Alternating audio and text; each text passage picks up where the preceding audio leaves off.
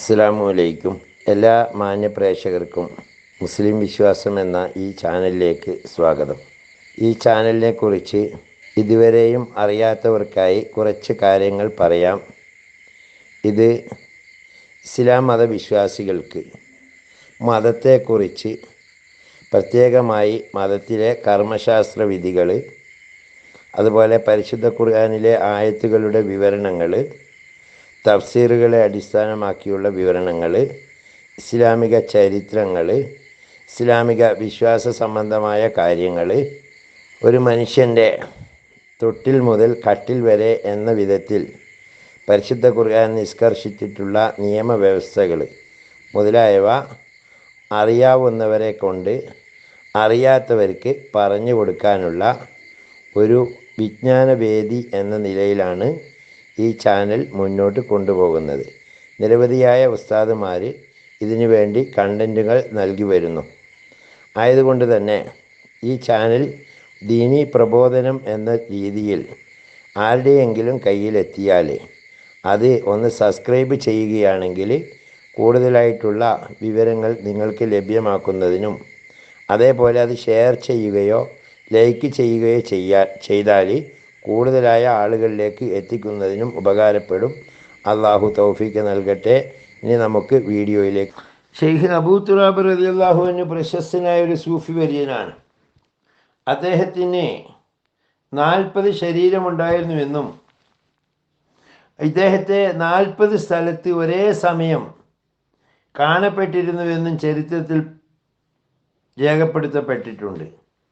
ഇതിൽ അത്ഭുതപ്പെടാനൊന്നുമില്ല. അള്ളാഹുവിന് ചെയ്യാൻ സാധിക്കാത്തതാണോ ഇത്?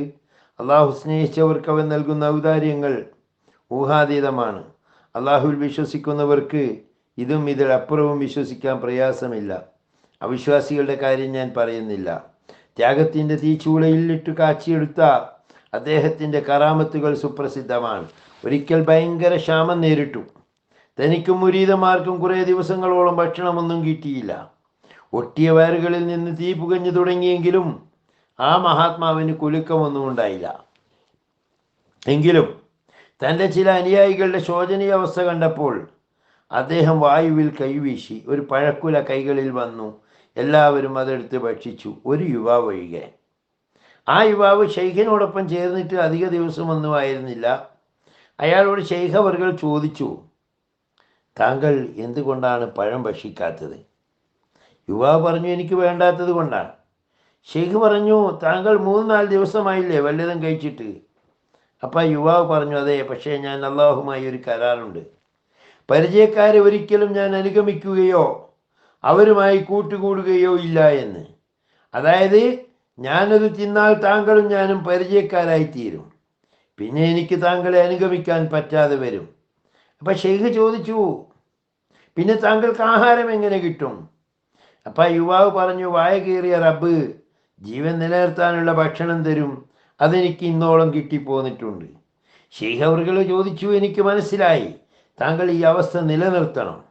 ഷെയ്ഖ് അബൂ തുറാബിനെ പോലും അത്ഭുതപ്പെടുത്തിയ ആ യുവാവിലൂടെ നാം കാണുന്നത് ശരിയായ ഒരു തവക്കുലാണ്, പ്രപഞ്ചത്യാഗമാണ്. അവിടെ ആശങ്കയില്ല, അസ്വസ്ഥതയില്ല, പരിഭ്രമമില്ല.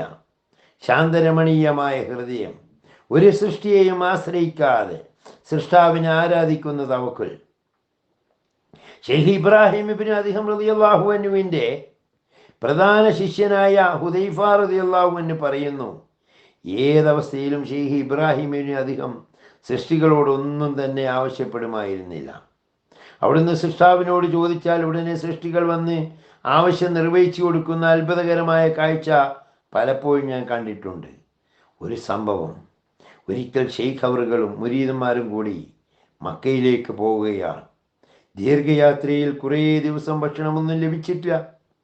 ഷെയ്ഖ് അവറുകൾ വലിയ ക്ഷീണം അനുഭവപ്പെട്ടെങ്കിലും മുരീദുമാരിൽ പലരും തളർന്നു വീണു.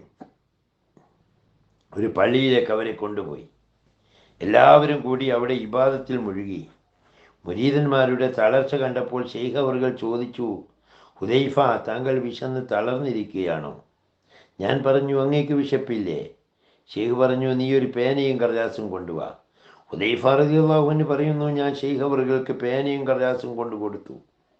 അദ്ദേഹം അതിൽ ഇങ്ങനെ എഴുതി, അള്ളാഹുവിൻ്റെ തിരുനാമത്തിൽ ഇബ്രാഹിം ലോകരക്ഷിതാവിനോട് ചെയ്യുന്ന പ്രാർത്ഥന: അള്ളാഹുവെ, നിന്നെയല്ലാതെ ഞാൻ ഒരിക്കലും ആശ്രയിക്കില്ല. ഞാൻ നിന്നെ മാത്രം സ്തുതിക്കുന്നു, നിന്നോട് മാത്രം നന്ദി പ്രകടിപ്പിക്കുന്നു, നിനക്ക് മാത്രം ദിക്റ് ചൊല്ലുന്നു. ഞാൻ വിശന്നവനും ദാഹിച്ചവനും നഗ്നനുമാണ്. ഈ 6 കാര്യങ്ങളിൽ സൃഷ്ടാവിനെ മാത്രം ആശ്രയിക്കൽ, സൃഷ്ടാവിനെ സ്തുതിക്കൽ, അവന് മാത്രം നന്ദി പ്രകടിപ്പിക്കൽ, വിശപ്പ്, ദാഹം, നഗ്നത എന്നിങ്ങനെ 6 കാര്യങ്ങൾ. ആദ്യത്തെ 3 ഞാൻ ചെയ്യേണ്ടതാണ്. ഒടുവിലത്തെ 3 നീ എനിക്ക് പരിഹരിച്ചു തരേണ്ടതുമാണ്.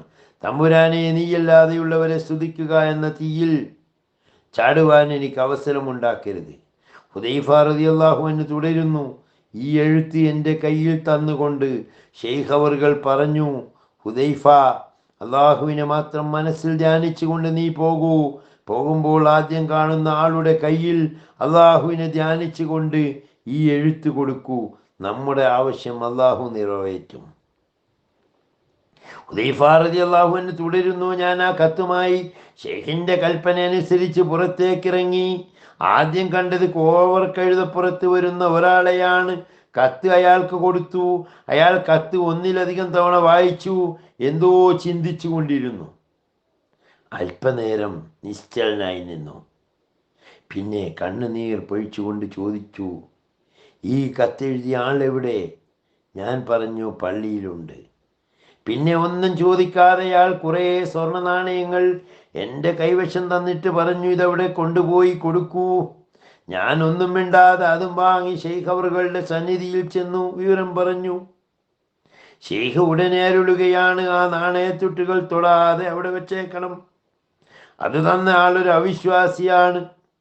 അള്ളാഹു അയാൾക്ക് അതിന് തോന്നിച്ചു, അയാൾ വരും, സത്യവിശ്വാസിയായി മാറുകയും ചെയ്യും.